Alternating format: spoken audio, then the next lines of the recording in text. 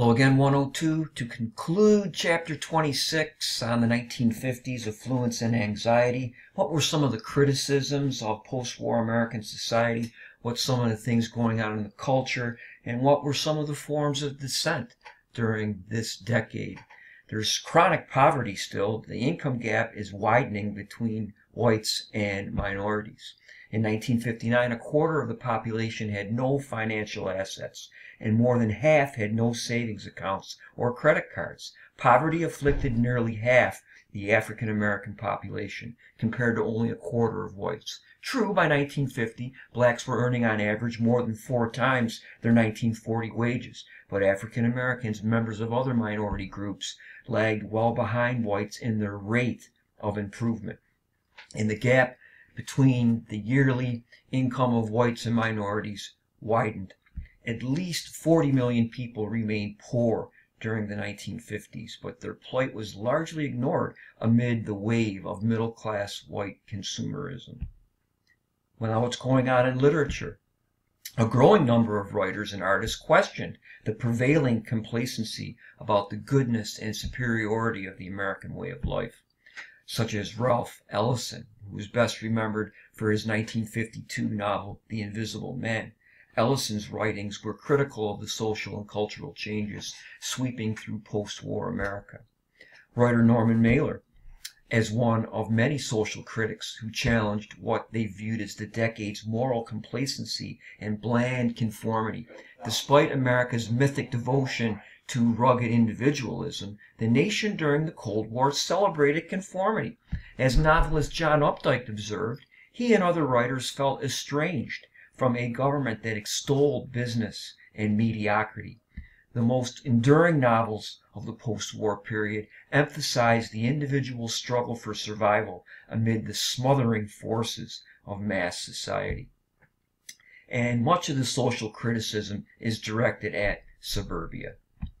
And the Beats were one of the main groups doing this. They were groups of bohemian writers, artists, and musicians that developed in Greenwich Village, New York City, and the San Francisco Bay Area. They flouted convention in favor of liberated forms of self-expression. They rejected the materialism of the consumer culture as well as the traditional expectations and responsibilities of middle-class life. The to be beat was likened to being upbeat, even beatific, as well as being on the beat in real cool jazz music. But the rebellious Beats also liked the name because it implied weariness, being exhausted or beaten down, but these are qualities that none of them actually exhibited. Jack Kerouac, Allen Ginsberg, William Burroughs, Neal Cassady, Gary Snyder, and other Beats were cultural outlaws who rebelled against conventional literary and artistic expression and excelled at outrageous behavior. Intensely self-absorbed, they celebrated, even embodied, lives of breathtaking risk and originality.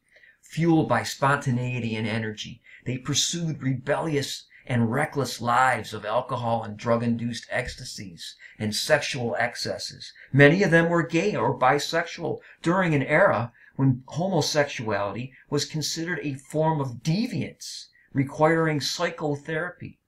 The mostly male Beats viewed women as second-class accessories. Carolyn Cassidy said her husband Neal's approach to making love was rape. She added that Neal and the boys didn't know where they were going, they just knew they wanted to go.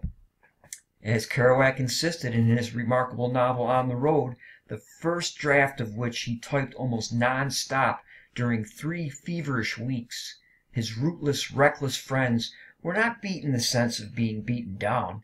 They were mad to live, mad to talk, mad to be saved, desirous of everything at the same time, the ones who never yawn or say a commonplace thing, but burn, burn, burn like fabulous yellow Roman candles, exploding like spiders across the stars.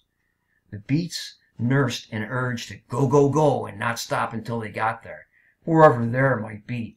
Their road to salvation lay in hallucinogenic drugs and lots of alcohol, casual sex, petty crime, gratuitous violence, and a passion for up-tempo jazz like bebop, Charlie Parker, Fast cars, the street life of urban ghettos, an affinity for Buddhism, and a restless, vagabond spirit that took them racing back and forth across the country between San Francisco and New York. At heart, the Beats were romantics, searching for an authentic sense of self in a nation absorbed in consumerism, conformism, and anti-communism. The tortured rebelliousness of the Beats set the stage for the more widespread youth revolt of the 1960s. Rock and roll is the soundtrack of a distinctive teen subculture that began to emerge in the 50s, and a wave of juvenile delinquency swept across middle-class society. These kids got spare time, they got money in their pocket, and a lot of them have their own cars. And by 1956, over 1 million teens were being arrested each year. And many concerned observers blamed teen delinquency on rock and roll, a new form of music that emerged in the 1950s. Alan Freed, a Cleveland disc jockey, the home of the Rock and Roll Hall of Fame today, coined the term rock and roll in 1951. He had noticed that white teenagers buying rhythm and blues records preferred the livelier recordings by African Americans and Hispanic Americans. Freed began playing R&B records on his radio show, but he called the music rock and roll, a phrase used in African American communities to refer to dancing and sex. Freed's popular program helped bridge the gap between white and black music. African American singers such as Chuck Berry, Little Richard, and Ray Charles, as well as Hispanic American performers such as Richie Valenzuela, shortened to Valens, they captivated young white middle-class audiences eager to claim their own cultural style. And the king is got girls coming at him from all angles, but he stays cool, crooning into the camera while performing here in Miami in 1956. Sam Phillips was searching for a particular type of pop singer in Memphis, Tennessee, and that's where Elvis was. If I could find a white man with a Negro sound, Phillips said, I could make $1 billion. And that's just about what Presley made in his career and to this day. He found Elvis in '56, and he was already a 21-year-old regional star. He's famous for his long, unruly hair, his sensual sneer, and his wildly swiveling hips. And he released a smash hit recording called Heartbreak Hotel. And over the next 2 years, he emerged as the most popular musician in American history. Presley's gyrating, sensual stage performances, his nickname was Elvis the Pelvis, and his incomparably rich and raw baritone voice drove teenagers, a word that came into use during the 50s, drove him wild, and it earned him millions of fans around the world. His movements, said one music critic, suggest, in a word, sex. Cultural conservatives were outraged by Presley's antics. Critics urged parents to destroy his records because they promoted a pagan concept of life. A Roman Catholic official denounced Presley as a vile symptom of a teenage creed of dishonesty, violence, lust, and degeneration. Patriotic groups claimed that rock and roll music was part of a communist plot, naturally, it's the 50s, to corrupt America's youth. Writing in the New York Times, a psychiatrist characterized rock and roll as a communicable disease. A U.S. Senate subcommittee investigating juvenile delinquency warned that Elvis was threatening to rock and roll the juvenile world into open revolt against society. The gangster of tomorrow is the Elvis Presley type of today.